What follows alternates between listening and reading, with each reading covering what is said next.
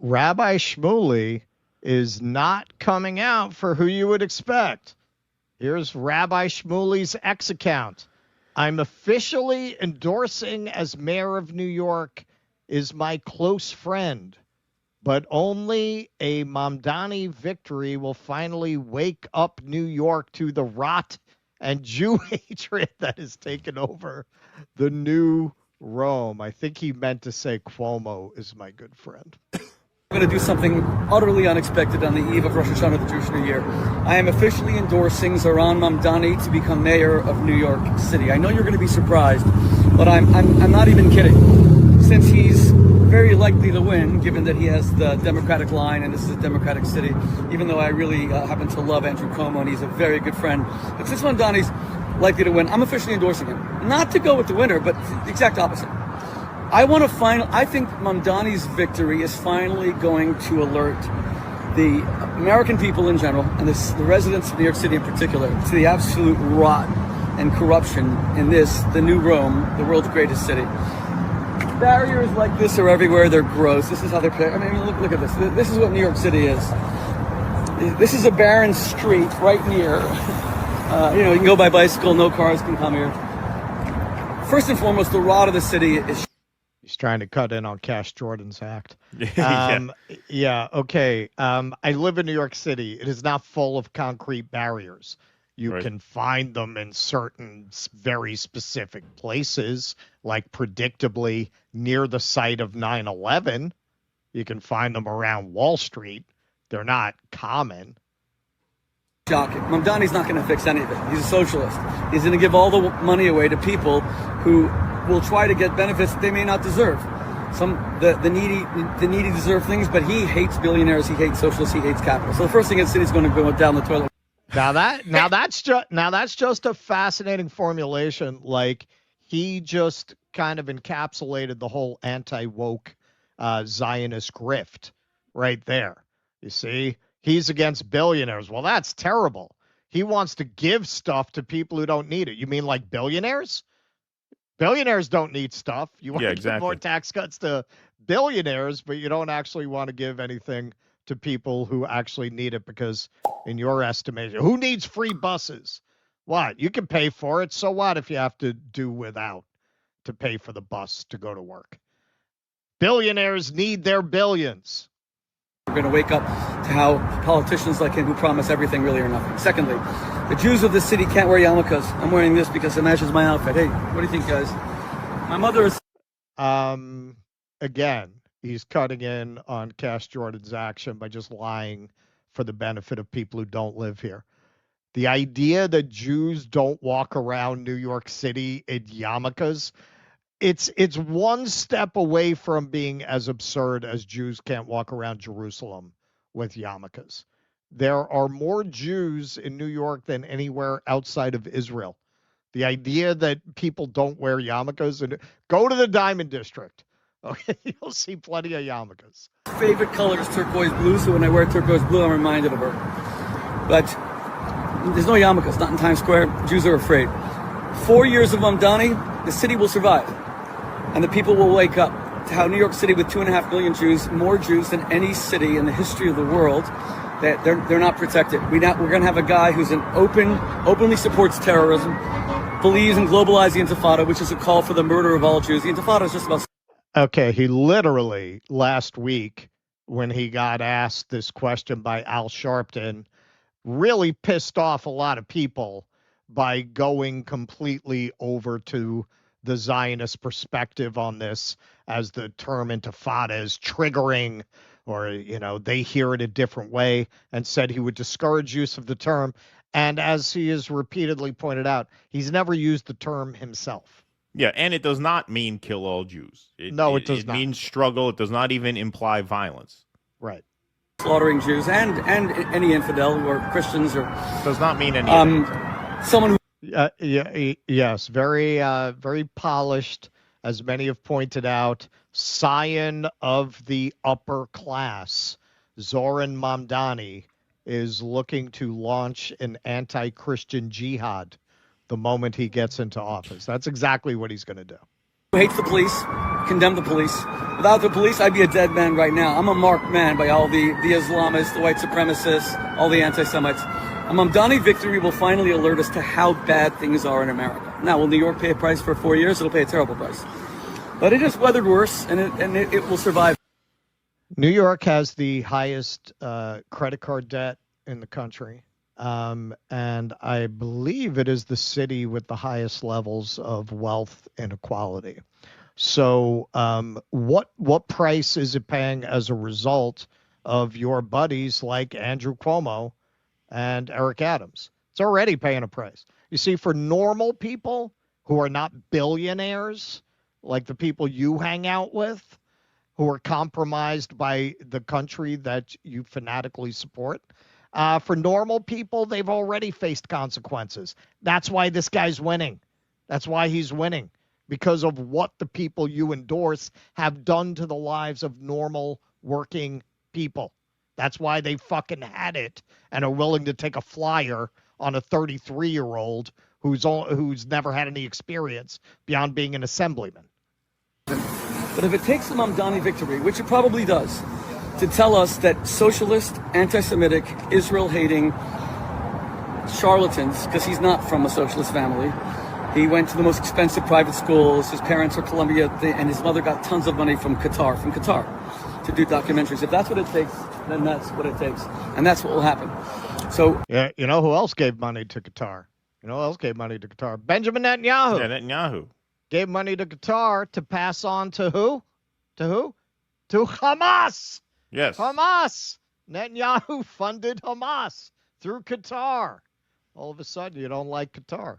It's funny. Rabbi Shmuley is officially endorsing Mamdani. Now, since I control New York, I'm Jewish. Candace Owens says I control the whole world. Since I murder whoever I want, and since I control all the banks, and since I control all the media, this endorsement, no one else has a chance. This is Rabbi Shmuley, who Candace Owens, Tucker Carlson, Nick Fuentes, all identify, not Jews in general, but me as controlling the world. Zoran, peace, brother. I love you, brother. Run the city into the ground.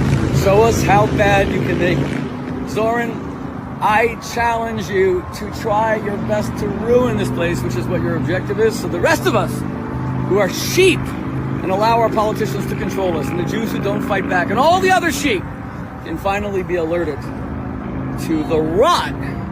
The rot. This is New York City. The rot that is now taken over the world's capital of finance, etc., and especially in the week of UNGA.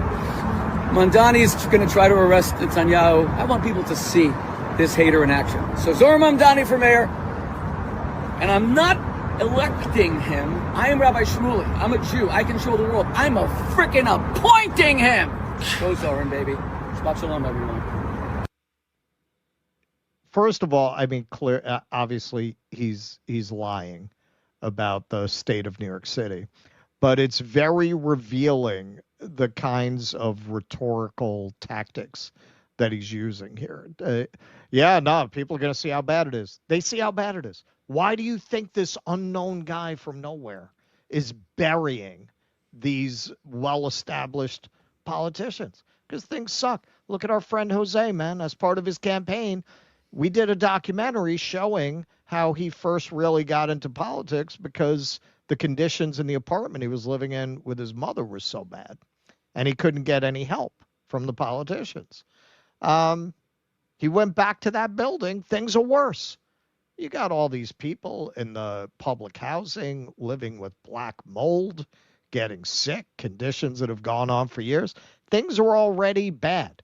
If you're hanging out with the Eggman Russell Brand and Lord of the Manor RFK, you might not be aware what things are like for normal people. If things were good for normal people, whatever you think of Zoran, good or bad, a guy like that would not be burying the competition. A guy who came out of nowhere, who has views that some people might find controversial. People tend to fear taking a chance on new ideas, right? That's the advantage that establishment people have. People are afraid to try something different. You have to make them pretty desperate before they'll try something different. And you have to make them really desperate when an overwhelming number of them in this most neoliberal of cities is willing to elect this guy and just take a chance on him. Those are people who have nothing to lose, and people like you and your fucking friends made people feel that way with the kinds of policies that you'd like to see continue.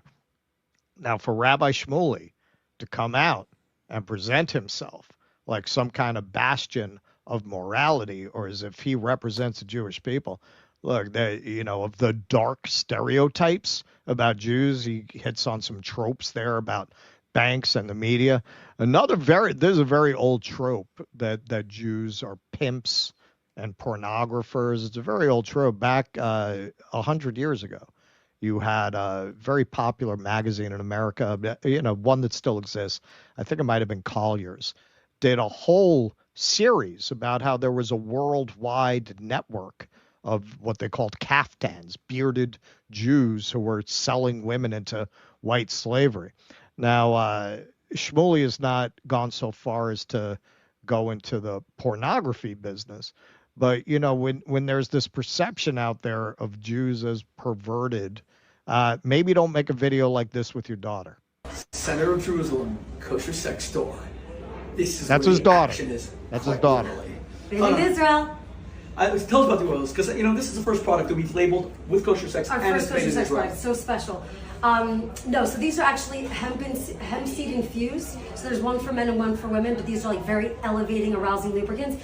But they do take, and one's a delay spray for men, but they do take like 5-10 minutes to be absorbed.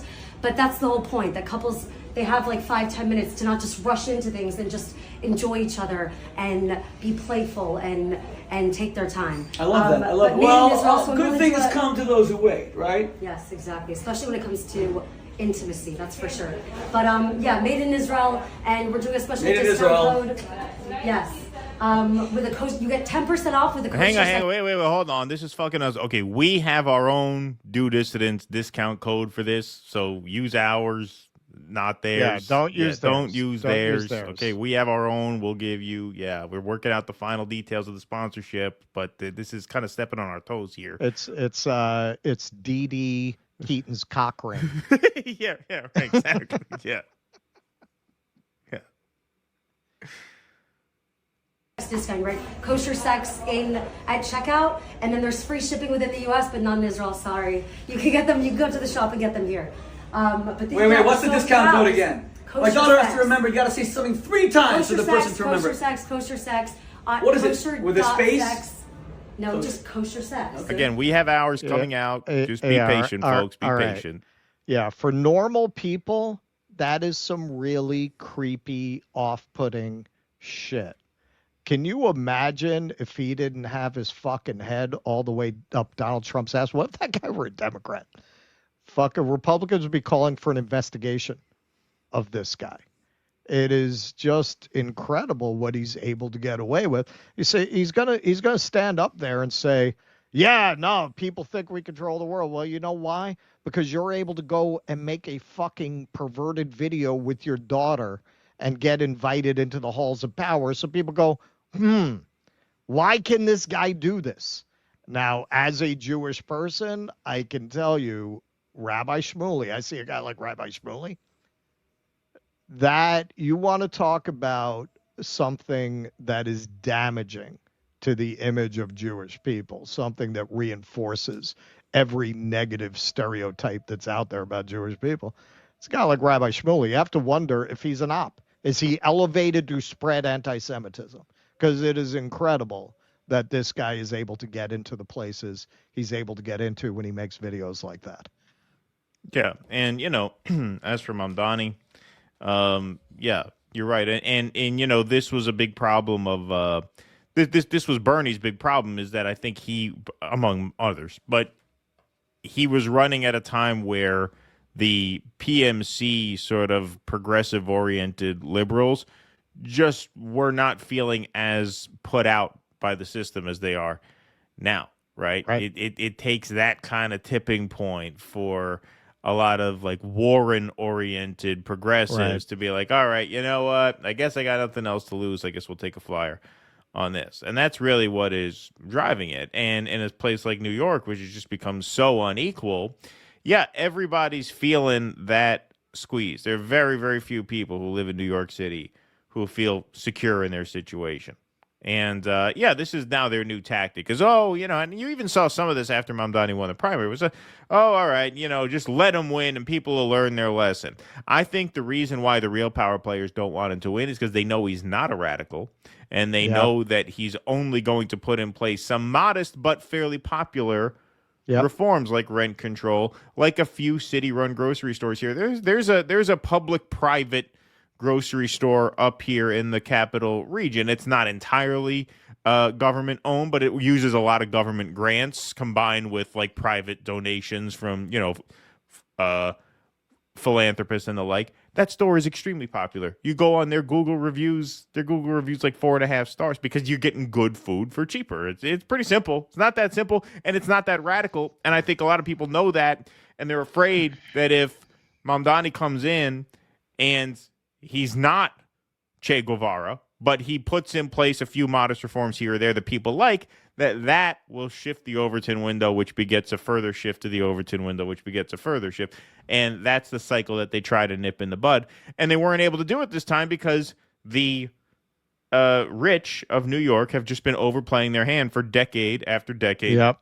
after decade. They just will not stop squeezing workers out of that city. Yep. And this is the price that they're going to have to pay. And yeah, of course he's going to fear mug. Well, you'll learn your lesson.